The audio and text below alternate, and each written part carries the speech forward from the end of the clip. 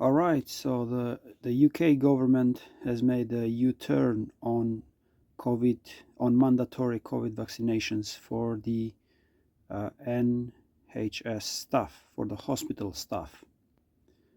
So you can read all about it here. So this is from 1st of February 2022. This U-turn came about after over 100,000 healthcare workers refused to get the COVID-19 vaccinations.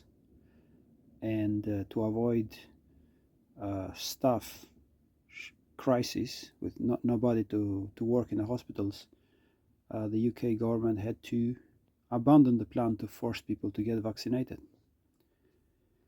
So here you go, we can read all about it here. He told MPs it is no longer proportionate to require NHS staff and healthcare workers to be vaccinated. Maybe the Canadian and the Australian governments should take a hint from what is happening here in the UK. Okay, so we can go further down. British Medical Association. Oh, yeah, that's right. Devastating effects on the already stressed workforce if all the people that refusing COVID vaccines will be forced to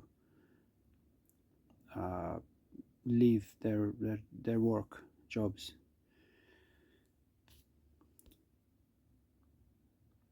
You can read this bit here, so pause this video and read it. And here we got Jeremy Horrible Cunt, who voiced his concerns over the U-turn. So you can read all about this horrible character here. And further down, we can also watch a little video of a surgeon, anesthetic surgeon in a hospital some time ago this year, who met with Javid and explained to him why does he want to get vaccinated. Here we go. Do you think of the new rule to require vaccination of all NHS staff? I'm not happy about that. So, You're not happy with it, tell me. So I've had COVID at some point. Yeah. I've got antibodies. Yeah. I've been working on COVID ITU since the beginning. I have not had a vaccination. I do not want to have a vaccination.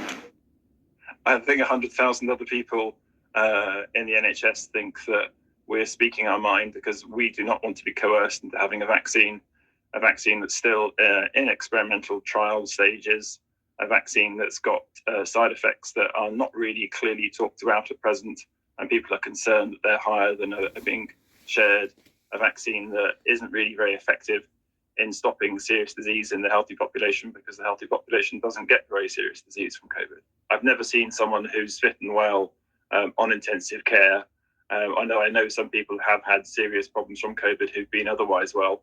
And I assume that it would be offered to adults, but never sort of given a message that everybody should take it, and certainly not for healthy children. You can pass it on, but we know that with Omicron, it's very clear that doesn't happen, that the vaccine doesn't protect you from onward transmission. We also know that with Delta, the transmission was only reduced for a few months post-vaccine. And we also know that that's not comparing people who've got natural immunity versus people who hadn't got natural immunity and got the vaccination. Is it not the social responsibility of healthy people to look after those who aren't? I believe it's the social responsibility of healthy people to get natural immunity. I think it's historically much more likely to be long-lasting than a vaccine-induced immunity. And I think studies are bearing that out now.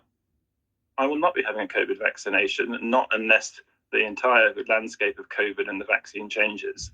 And, vaccine mandates are wrong. And what do you think of that's what he had to say about that. Consultant anesthetic, this guy works as on the NHS.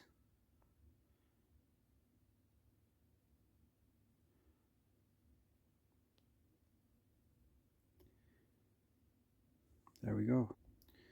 So like I said, like at the moment, the Australian and the Canadian government are still trying to force people to get injections. So maybe they should learn from what happened here in the UK with the government. And the people also in Australia and Canada should learn that all they need to do is say no, and governments will eventually have to step back and make U-turns, as we saw in this case.